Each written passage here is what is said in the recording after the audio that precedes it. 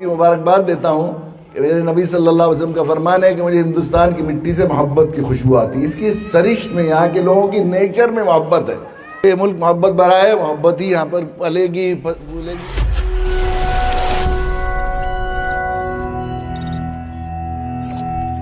معزز و محترم ناظرین و سامعین، السلام علیکم ورحمۃ اللہ وبرکاتہ.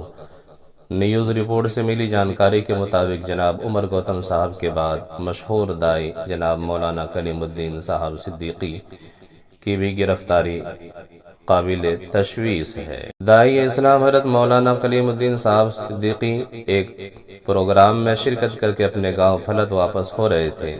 نماز عشاء کے لیے میرٹھ میں رکے. نماز سے فارغ ہو کر جب پھلت کے لیے روانہ ہوئے تو سیکورٹی ایجنسی نے مولانا سمیت ان کے اور ساتھیوں کو اٹھا کر نامعلوم مقام پر لے گیا. مولانا پر الزام ہے کہ مولانا کے سرگرمیاں مشکوک ہے، اس لیے انہیں پوچھ گچھ کے لیے نامعلوم مقام پر لے جایا گیا ہے.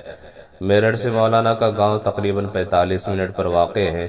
جب 4-5 گھنٹے گزر گئے تو رشتہ داروں و محبین نے فون پر رابطہ کرنے کی کوشش کی تو پتہ چلا کہ تمام ساتھیوں کا فون بند ہے، جس سے پریشانی میں مزید اضافہ ہو گیا.